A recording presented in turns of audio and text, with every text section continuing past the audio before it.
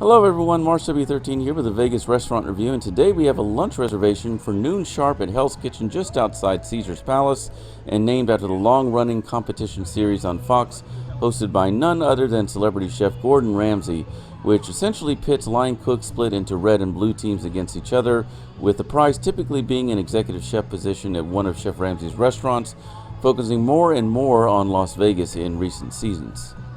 And we're here at the only one of Gordon Ramsay's many restaurants around the world that pays homage to his popular show Hell's Kitchen, so let's head inside.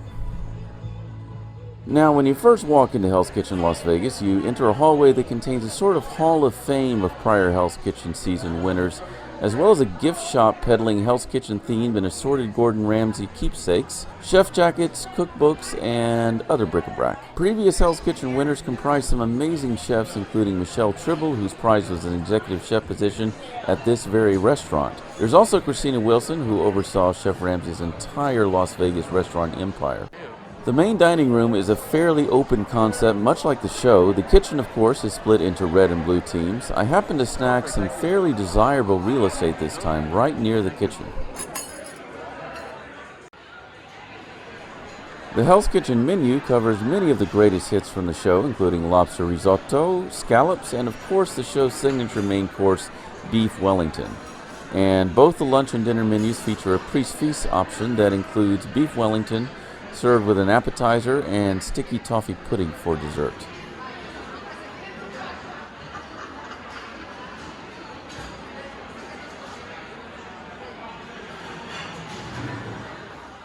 The restaurant is faithful to the show in every way, which some may find a bit corny, but for fans of the series, every aspect of the theming will be quite welcome, including the embroidered napkins.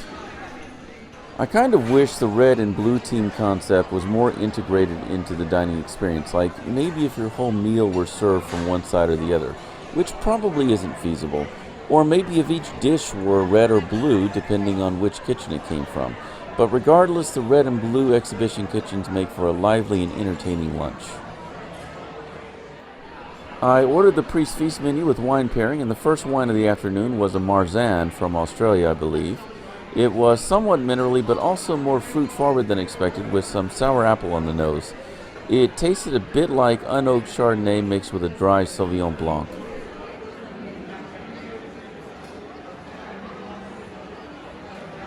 This was paired with seared scallops, one of the dishes that often vexes contestants on the show. I'm not the hugest fan of scallops in general, and many of these were cold.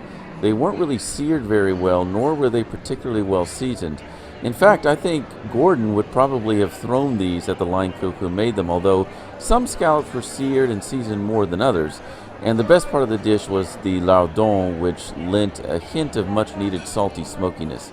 But I don't really like the wine pairing, which left sort of a metallic, fishy impression on the palate. In the end, I'd say the wine was better as a standalone sipper. Now for the main event, the beef welly. It comes pre-sliced, so you know it's cooked to a beautiful medium rare. Definitely an Instagram-worthy dish, but the pastry exterior was just a bit soggy and sad.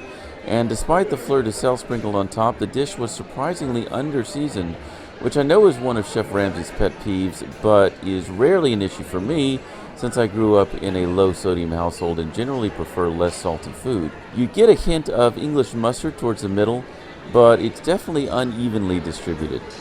The potato puree is good, but honestly I wouldn't be extremely surprised if you told me it was powdered mash from a box.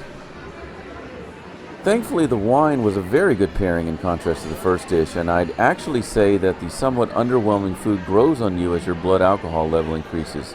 But this red wine was a Jordan Cabernet Sauvignon, just beautifully leathery and vanilla focused on the nose. It tastes exactly as you'd expect, although slightly less fruit-forward than other Napa Cabs. I remember first tasting this wine at a first-class lounge at O'Hare Airport.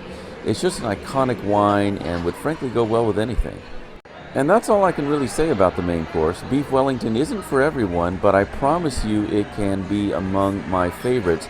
This particular one just wasn't up to par preparation-wise, lacking seasoning and refinement.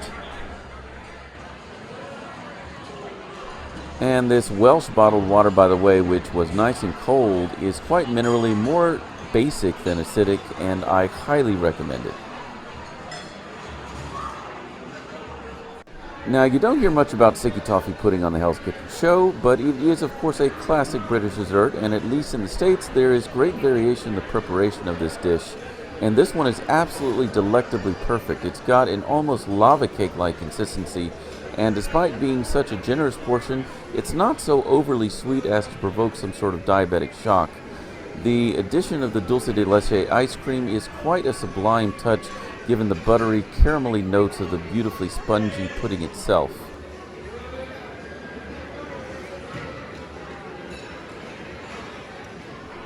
And the pairing, which was sort of a no-brainer and therefore the best of the afternoon, was a typical port, although lighter in color.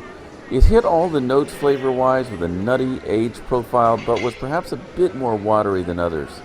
It really complements the saucy caramel goodness on the bottom of the plate.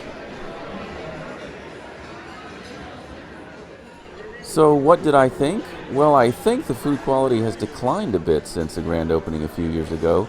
Hell's Kitchen at Caesars is still among the hardest reservations in town, with seating selling out months in advance, and the ambiance and kitsch make this an absolute must-visit for die-hard or even casual fans of the show, because everyone knows Gordon Ramsay.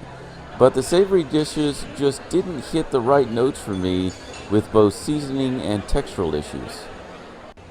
And don't expect Michelin-starred service either. The wine pairings often arrive after the dish and with no explanation as to the provenance or flavor profile of the wines. Don't get me wrong, the service was good and respectful, and I was never waiting long. My waiter certainly hustled, and every restaurant across the country is understaffed these days. Vegas is no different. But just be forewarned as you make a decision on booking at Hell's Kitchen, and let me know what you think about Hell's Kitchen Las Vegas. Until next time, good eats. March W13 out.